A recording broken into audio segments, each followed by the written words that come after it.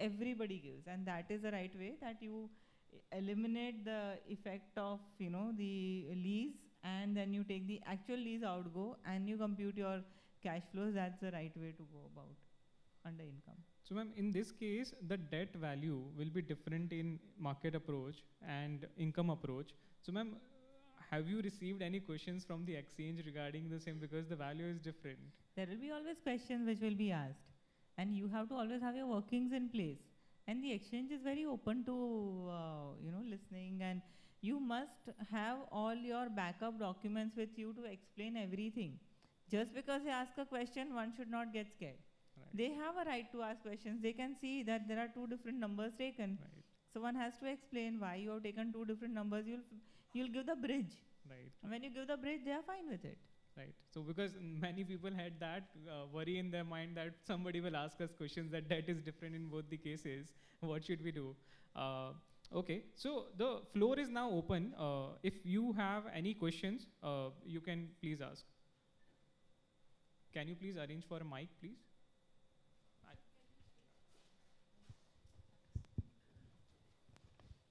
Thank you. First, I would just like to start with a compliment that Ronak was throwing questions like a CA exam. It was quite tricky. And ma'am, you still secured a rank in that. I mean, explanation was wonderful. So small question from my side. One is, so we've been discussing more on company side, but if we talk about partnership firms and proprietor firms, normally only the concept of goodwill is something that the expectation of the client is. So maybe some proprietor firms also equally large, big, but they still want to value a goodwill. So in terms of merger acquisition, because valuation standards are, I think, silent on goodwill part. So do you find some specific value to value goodwill in such organizations? So I'll say, see, value of goodwill, see, in olden days, value of goodwill was always at 3 years average, average profit of last 2 years multiplied by 3 will be the value of goodwill. So that's not how, now we value goodwill. We have very elaborate ways, and there are valuation standards where we know how to, value every intangible of the company. So if you are not a company, but the entity. Now here in this case, you are saying there's a partnership firm or there's a proprietary concern. It has good business, and it wants to value the goodwill. Then in that case, you'll have to go through the entire PPA process. That is, it's like a PPA process where you have the purchase price allocation type of a thing, where you have the entire business value. Then you start, valuing out of that, how much is the tangible assets sitting in the company, what are the other intangibles, and then the balance amount will be your amount of goodwill. Or if you don't want to really cull out the different intangibles, you can say that goodwill comprising of all the other intangibles is so much. Understood. Thank you. Any further questions?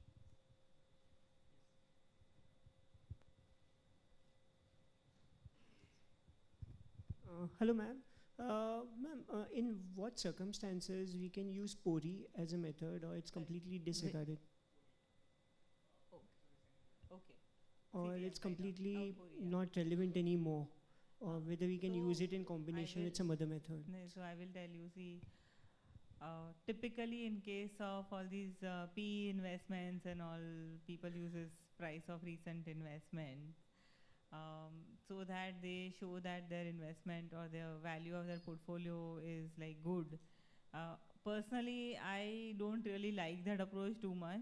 I really don't like that approach too much, but ultimately, when there's a recent transaction which has happened in that very company, you cannot just completely ignore it. And so in case of some, maybe in case of startups and all, maybe that might be a good way to look at. Otherwise, it can be a guidance, but I would not say that's the main approach for a fair valuation. It can't be. Ma'am, can it be used in isolation anymore under the PEVC guidelines?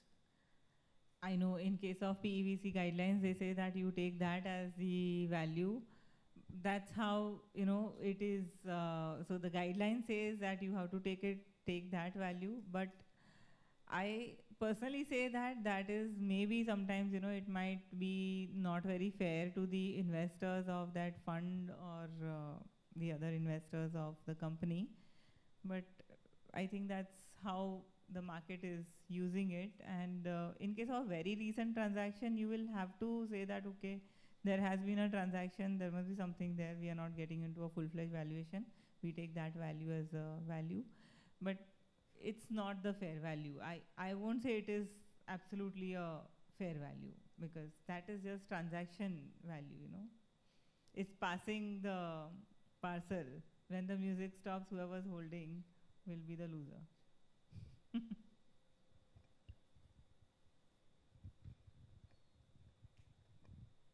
Any further questions?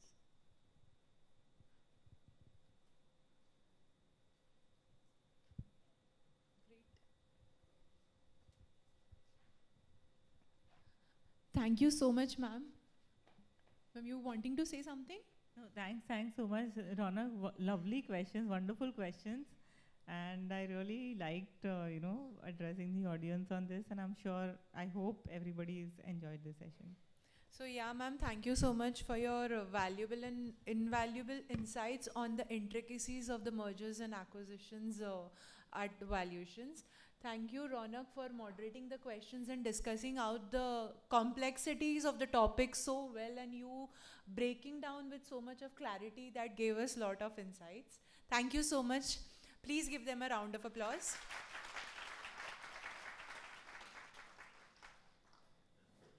We can conclude, and probably we can head towards the lunch on the first floor. Probably it's going to be a 1 hour break, and then we're going to start with the next session.